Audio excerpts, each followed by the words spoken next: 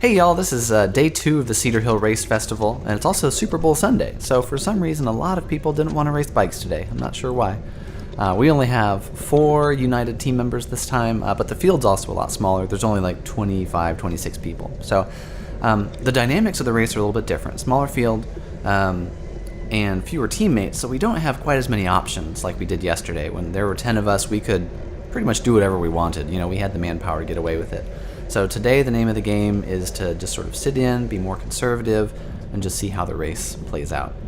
And I actually just spend the first several laps right in the back of the peloton, just kind of seeing what's going on, but trying to not work at all. And it works pretty well.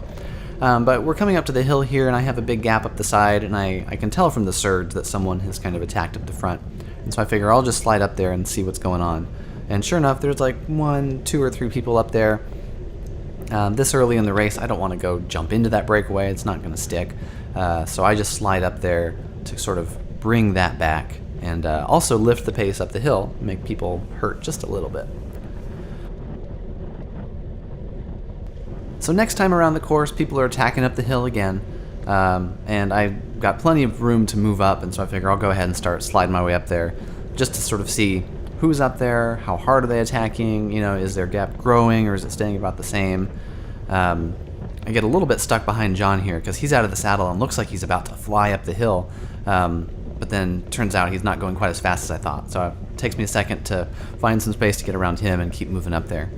And so that Bikes Plus guy, I think it might be Cato, is way up there, and I don't want to really let him just get way out of sight, but I also don't want to bring him back too quickly, and so I just kind of leave him out there right within sight for a little bit, and we end up catching him coming down the hill. So a little bit after we catch Cato, these 2 people do a counterattack, which is textbook. You know, you always counter right as the catch is happening. And so they go off, and I look around, take a second to see. It's just the 2 of them. I don't think that it really has too much of a chance of being dangerous. And so I decide I'm just going to ride the front and bring them back real slowly, give them lots of time to get tired out there all by themselves. And so just over the course of the lap, I keep them in sight. You know, they're never too far away. And by the time we get to the hill at the end of that lap where they attacked, they're coming right back in. So another one shut down. Now as we're coming through the start-finish area on the next lap, we get another attack moving off. It starts off with just 1, and then 1 person follows him, and at this point I am getting a little bit tired, so I'm reluctant to just go off chasing right away, but luckily Mark slides up and relieves me of my duty.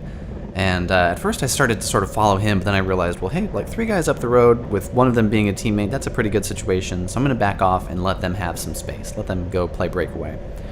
But then this guy goes up to join the fun, so now there's 4 people up the road, and then there's 5 people up the road, and then there's 6 people up the road, so now it's getting a little bit out of hand. And so I chase down these 3 guys who just bridged up. I think that's too many people. We'll try and pull that back in to keep the chess match of the 3 of the guys up there a little bit more in check. Now, coming up behind me is Ashton, who was in the breakaway with me yesterday. He's super strong. He's a dangerous guy to have in a breakaway. So he jumps up there, no one follows him, and right as that happens, I kind of get swamped and can't contribute to the chase. And so Ashton joins up with the guys up the road, drops Mark, which means there's 2 people up the road, neither one of them is our teammate, so we need to start working on plans to bring that back. So I meet up with James, I say, let's not miss that move. I'll bridge you up, follow me. And Jose up there hears us working on this plan, and so he wants to be part of it too. He says, come on, we're good friends, like we do the local crits together, and so he gives us this free pull up to the front, which is awesome. James is on my wheel, I'm on Jose's wheel, and we're flying up there since nobody else is really motivated to chase right now. So we get up there, Jose pulls off, and the goal here is like if I can get James a quarter or a third of the way to that breakaway, he might be able to bridge up to it and join it, and then we're at least on the podium. You know, we've got 1 person in a 3-man group that's probably going to stay up the road the rest of the race. We get past a few of these slower people, I flick the elbow, say, James, it's all you go on. And really, like, I don't think we could have executed this plan much better than we did. It just ended up not working. James goes off, he spends the entire lap trying to bridge up to them, says that he got within eyesight, but then they they kicked him off, and they just picked up the pace and dropped him. So James comes back. I say, it's all right, we tried. But 2 laps go by, I'm getting a little frustrated because I know the race is just rolling away from us up there, and no one's really chasing it. So, like I said, 2 laps later, I get a little window, and so I say I'm going to go for it, hoping maybe I'll bring somebody with me. The guy on the front just lays his head down, so no one's following me. And now I'm in the tough position of being alone and trying to bridge to this group of 2 that's already very, very far up the road. If I can't get far enough away, I'm going to get stuck in no man's land, where I'm going to get tired, I'll probably get swallowed up by the pack, and then have done all this work for nothing.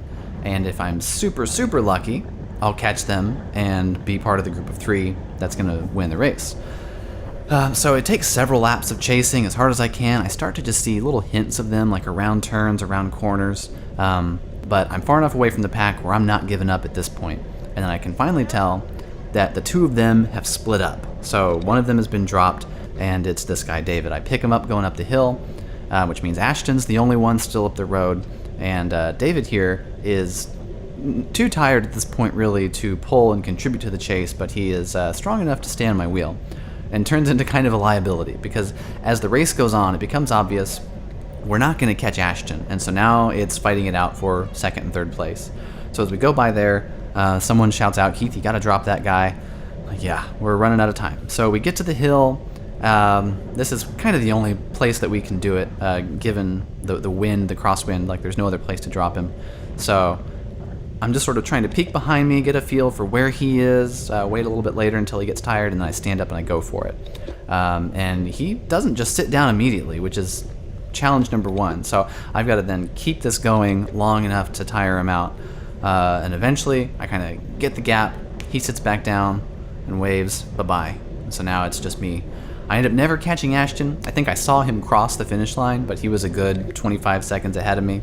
But roll across all by myself for 2nd place. So that's 2 podium spots in one weekend. That's a good start to the 2019 season.